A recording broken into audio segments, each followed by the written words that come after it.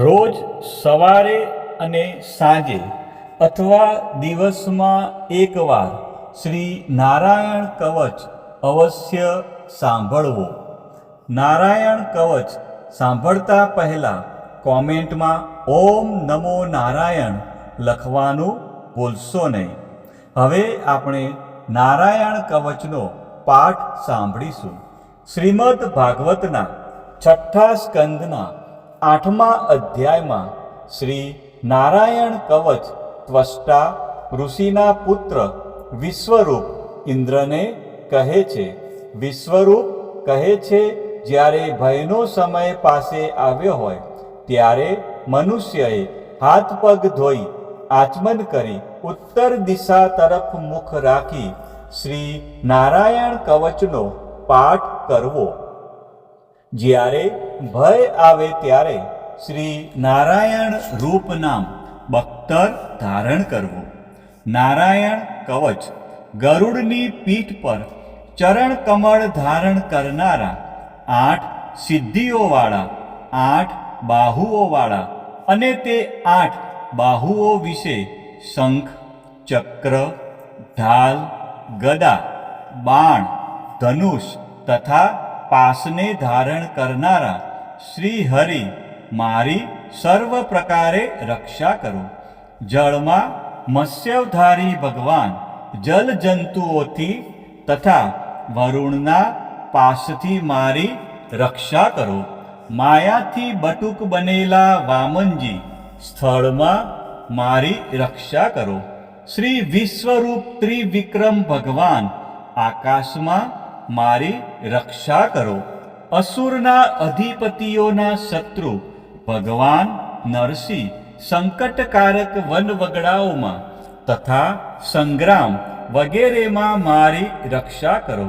જે નરસિંહના ખડખડાટ હાસ્યના શબ્દથી દિશાઓ ગાજી ઉઠી હતી અને ગર્ભિણીઓના ગર્ભ પડી ગયા હતા.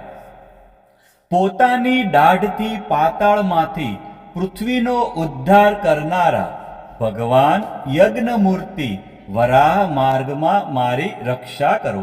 પરશુરામ પર્વતોના શિખરોમાં મારી રક્ષા કરો અને ભરતના મોટા ભાઈ રામ તથા લક્ષ્મણ પ્રવાસમાં મારી રક્ષા કરો. અભિચારી વગેરે સર્વ ઉગ્ર ધર્મમાંથી તથા પ્રમાદમાંથી નારાયણ ભગવાન રક્ષા કરો.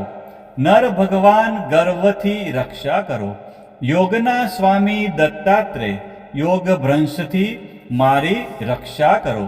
ગુણના સ્વામી કપિલદેવ કર્મના બંધનથી મારી રક્ષા કરો.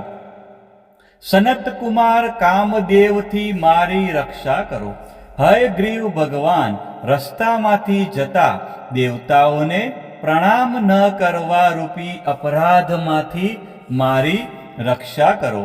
દેવર્ષિ શ્રેષ્ઠ મુનિ નારદ ભગવાનની પૂજામાં જે કોઈ વિઘ્ન નડે તેનાથી મારી રક્ષા કરો.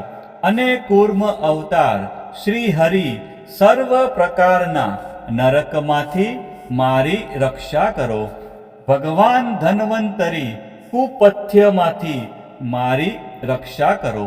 જીતેન્દ્રિય ભગવાન ઋષભદેવ કામ ક્રોધ આદિના ભયમાંથી મારી રક્ષા કરો. બળભદ્ર મનુષ્ય તરફથી થનારા ઉપદ્રવોમાંથી રક્ષા કરો. અને શેષનાગ ક્રોધાવેશ નામના સર્પગણોથી મારી રક્ષા કરો. ભગવાન વેદ વ્યાસ અજ્ઞાનથી મારી રક્ષા કરો. ભગવાન બુદ્ધ પ્રમાદવાળા પાખંડીઓના ટોળામાંથી મારી રક્ષા કરો. ધર્મની રક્ષા કરવા માટે અવતાર લેનાર ભગવાન કલ્કી કાળના મળરૂપ કળયુગથી મારી રક્ષા કરો. કેશવ ભગવાન પ્રભાતમાં ગદાથી મારી રક્ષા કરો. વેણુધર ભગવાન ગોવિંદ આ સંકટ કાળમાં મારી રક્ષા કરો. ઉદ્દાત શક્તિ નારાયણ ભગવાન પ્રાહન કાળમાં મારી રક્ષા કરો. અને ચક્રધારી ભગવાન વિષ્ણુ મધ્યાહ્ન કાળમાં મારી રક્ષા કરો. મધુ દૈત્યને મારનાર ઉગ્ર ધનુર્ધારી ભગવાન વિષ્ણુ ત્રીજા પહોરમાં મારી રક્ષા કરો. બ્રહ્મા, વિષ્ણુ અને રુદ્ર એ ત્રણ મૂર્તિવાળા ભગવાન માધવ સાયંકાળમાં મારી રક્ષા કરો. ઇન્દ્રિયોના સ્વામી ઋષિકેશ ભગવાન પ્રદોષ કાળમાં મારી રક્ષા કરો.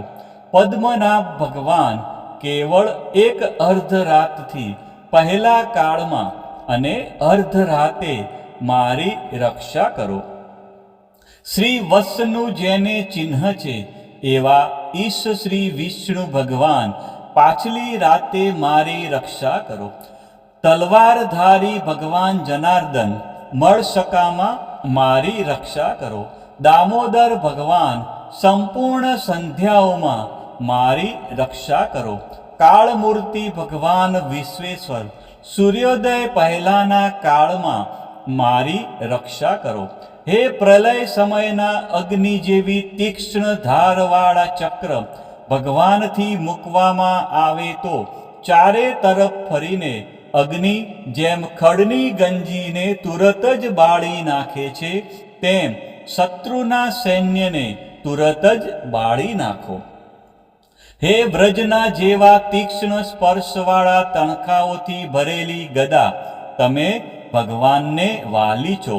તમે કુષ્માંડ, યક્ષ, રાક્ષસ, ભૂત તથા ગ્રહોને ભૂક્કો કરી નાખો તથા શત્રુઓના ચૂરે ચૂરા કરી નાખો.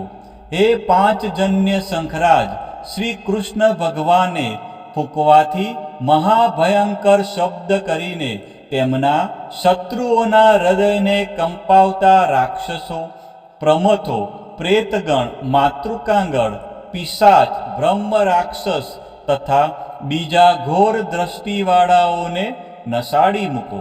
હે તીક્ષ્ણ ધારવાળી તલવાર, તમે ભગવાનના હસ્ત દ્વારા પ્રેરાઈને મારા શત્રુઓના સૈન્યને કાપી નાખો. હે ચંદ્રમા જેવી 100 ફૂદડીવાળી ઢાલ, તમે શત્રુઓની આંખને ઢાંકી દો તથા પાપી નજરવાળાઓની પાપી દ્રષ્ટિ હરી લો.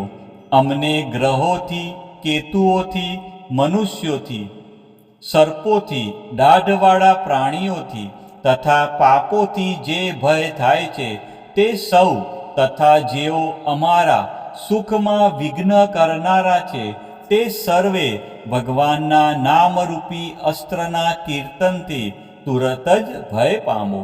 બૃહદ, થંતર વગેરે સામના સ્ત્રોતોથી સ્તુતિ કરાતા વેદમય તથા સમર્થ ગરુડ ભગવાન સર્વ સંકટોમાં મારી રક્ષા કરો. તથા વિશ્વકસેન ભગવાન પણ પોતાના નામો લેવા વડે સર્વ સંકટોમાં મારી રક્ષા કરો. શ્રી હરિના નમરૂપ વાહન અને આયુગો સર્વ આપત્તિઓમાંથી અમારી રક્ષા કરો. ભગવાનના મુખ્ય પાર્ષદો અમારા બુદ્ધિ, ઇન્દ્રિય, મન તથા પ્રાણની રક્ષા કરો. આ સાકાર નિરાકાર જે કંઈ જગત છે સર્વ ભગવાનનું જ સ્વરૂપ છે. આ સત્યથી મારા સર્વ ઉપદ્રવો નાશ પામો.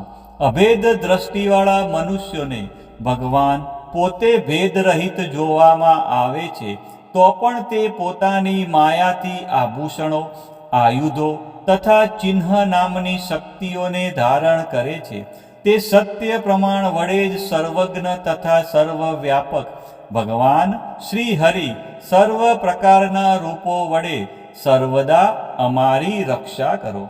નામની ગર્જનાથી લોકોના ભયનો નાશ કરનાર તથા પોતાના દિગ્ગજ ઝેર, શસ્ત્ર, પાણી, વાયુ, અગ્નિ વગેરેના પ્રભાવે ગળી જનારા નરસિંહ ભગવાન દિશાઓમાં, ખૂણાઓમાં, ઊંચે, નીચે, અંદર, બહાર તથા ચારે બાજુ અમારી રક્ષા કરો. હવે આપણે શ્રી નારાયણ કવચનું ફળ કથન સાંભળીશું. વિશ્વરૂપ કહે છે, હે ઇન્દ્ર, આ નારાયણ કવચ તમારી આગળ કહ્યું જે ધારણ કરવાથી તમે શ્રમ વિના અસુરોના અધિપતિઓને જીતશો. આ નારાયણ કવચને ધારણ કરનારો મનુષ્ય નેત્રથી જેના તરફ જુએ અથવા તો પગ વડે જેને અડકે તે તુરત જ ભયમાંથી છૂટે છે. આ નારાયણ કવચ ભણનાર પુરુષને કોઈ દિવસ રાજાઓ તરફથી, ચોર તરફથી, ગ્રહો થકી, વ્યાઘ્ર આદિ તરફથી તથા બીજા કોઈ તરફથી ભય રહેતો નથી. શ્રી નારાયણ કવચ સમાપ્ત.